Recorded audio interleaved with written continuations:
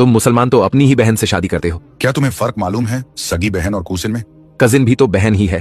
अच्छा, अगर कूसिन भी सगी बहन है तो बताओ, क्या तुम अपनी कूसिन को वही इज्जत और दर्जा देते हो जो सगी बहन को देते हो? क्या तुम अपनी कजिन की शादी उसी तरह कराते हो जैसे अपनी बहन की कराते हो? क्या तुम अपनी कजिन को अपने बाप की विरासत में बहन जैसा हिस्सा देते हो? नहीं, वो तो अलग है। तो फिर कैसे कह सकते हो बहन की तरह है? असलियत ये है कि सगी बहन बहन होती है और कजिन कजिन होती है। ये दोनों रिश्ते अलग हैं हर कानून और समाज में। लेकिन फिर भी शादी तो परिवार में ही हुई। तो सुनो, आज भी दुनिया के कई हिस्सों में, यहाँ तक कि भारत के दक्षिणी राज्यों में हिंदू समाज में कजिन मैरिज आम है। तो क्या वो सब अपनी बहन से शादी कर रहे हैं? वो तो उनकी परंपरा है। यानी जहां तुम्हें सही लगे वहां परंपरा और जहां मुसलमान करे वहां गुनाह। ये कैसी दोहरी सोच है? फिर भी इस्लाम ने क्यों मना नहीं किया? ये बहुत आसान है। इस्लाम ने जिन रिश्तों को खून से जुड़े यानी महरम रिश्ते माना, माँ, सगी बहन, बेटी, उनसे शादी को हराम कर दिया। लेकिन कजन महरम नहीं होती, इसलिए उससे शादी की इजाजत दी। और इसका एक लॉजिकल पहलू भी है।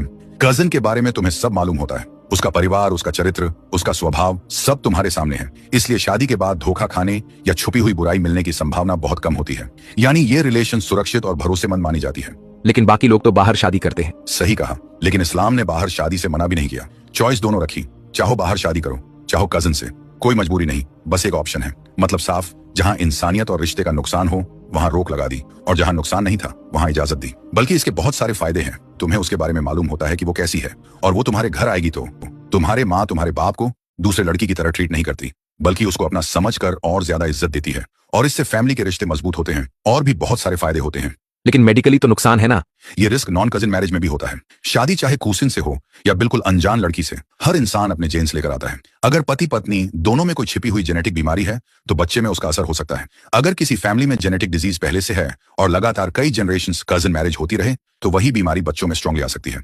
लेकिन अगर परिवार हेल्दी है और जेनेटिक डिजीज नहीं है तो नुकसान लगभग जीरो है। सिर्फ पहली बार कजिन मैरिज से बड़ा खतरा नहीं होता। मेडिकल स्टडी कहती है कि वन टाइम कजिन मैरिज का रिस्क उतना ही है जितना नॉर्मल शादी का। असली दिक्कत तब होती है जब लगातार 3 से 4 पीढ़ियों तक कजिन मैरिज होती रहे। दुनिया में अरबों लोग कजिन मैरिज करते हैं। अरब देशों, पाकिस्तान, बांग्लादेश, अफ्रीका और यहाँ तक कि भारत के कुछ हिस्सों दक्षिण भारत में भी कजिन मैरिज बहुत आम है। वहां अरबों हेल्दी बच्चे पैदा हुए हैं।